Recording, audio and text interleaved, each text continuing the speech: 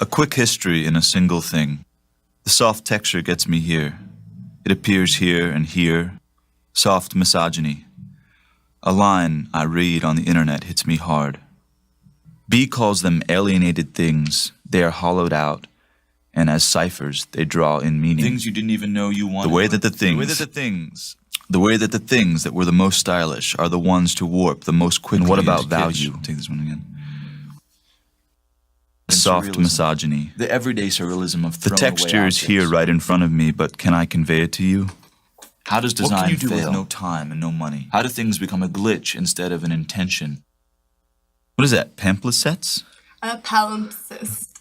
Palimpsest. As pamphlet-sets of objects. The way you can control them. I will only mention a couple other men here. I will steal their thoughts. The information of my pictures sits on its surface and not within its body. Palimpsests. Look at this beautiful presidential bust. I accept gray comb under city bench. A soft misogyny. There are these Nike shoes I got. I build them on a website. Then they appear to me in real life 6 weeks later. Is there a better alchemy than that? But they are pudgier and puffier than they were in the picture, too plasticky, the wrong shade, like a pair of hands in another set of photographs I found. Who was this man? How did he get that scar on his upper right hand? The eBay boxes often smell like cigarettes when you open them. So I comb eBay. Of course I can't sleep. There was too much to look at. An impulse to buy because this object truly is one of a kind. The inalienable object. Picasso or a family heirloom. It's inalienable. The inalienable object. No. Thank you. Sorry. I like beautiful humans too, and how they reflect on me. But mostly I find myself a little bit about my business.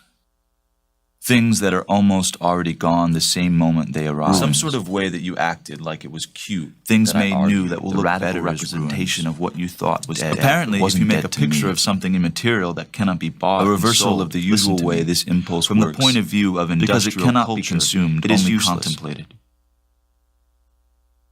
Example, an impossible object like a four-dimensional cube. Why would you make anything new when there is so much already? Or, my favorite example, is an intestine during digestion. So this uselessness of pure information will permit humans to pursue a meaningful life for the first time. Listen to me. Especially free to pursue play. That's what I'm going to do.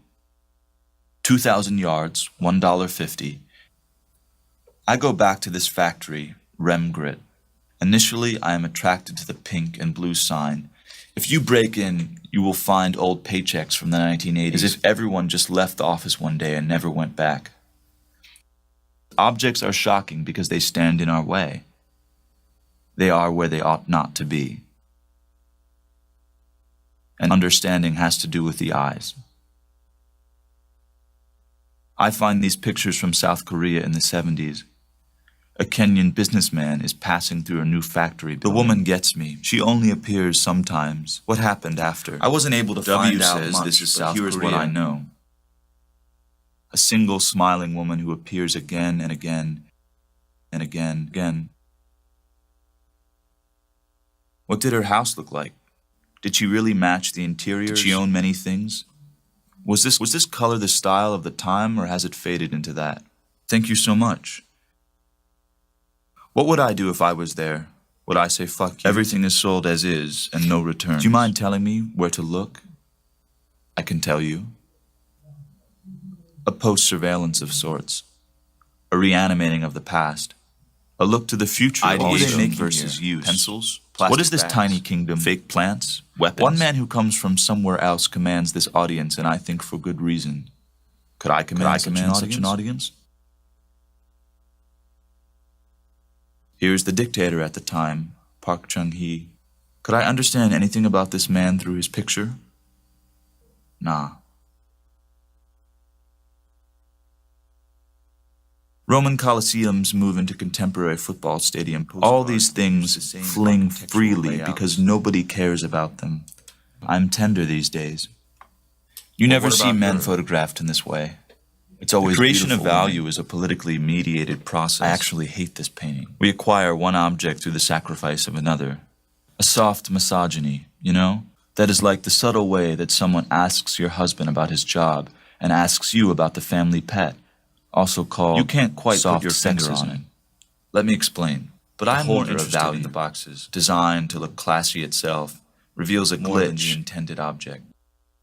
Karl von Vechten, I find in the Beinecke Library, a studio photographer of the Harlem Renaissance, a great user of velvet backdrops. I read The things that stick are the image of the towers as a creative destruction. Nobody wants this harbinger image. For a while, I was buying one almost every day. The images consume the event. Listen, he talks about value, that's too. my favorite one. A slump in the system after 9/11, in the whole ideology of freedom to escape from human intention. Objects are bad memories. But then what about the idea that objects outlive humans? That I could somehow make an external version of myself through objects. Unidentifiable ones. That means I don't make it. I only have it. Goldfield, Venice, Long Life, Jeopardy, the Ritz-Carlton, Good, Olympus, Sorry. I have been talking to you in bars and in text messages. I don't forget anything. Well, actually, I do. So I put my memory in objects. I still face quiet, the universal of kind. objects. Oh, can you say like, I still face the universe? I still face the universe of objects. It is inevitably oneself that one collects. My interest in it is twofold. Plastic Something is the about quintess- flesh versus plastic. I already knew that the cult of the new was a false thing to rest on. Now I click on this, And I look have at one that. thing at a time. Just look slowly As they're a coming in from the side. So I take that here too. Among the things that B recorded in his scrapbooks were velvety interiors. He said it bears its end within itself and unfolds it. Ciphers, these boxes. And what truth is there in objects?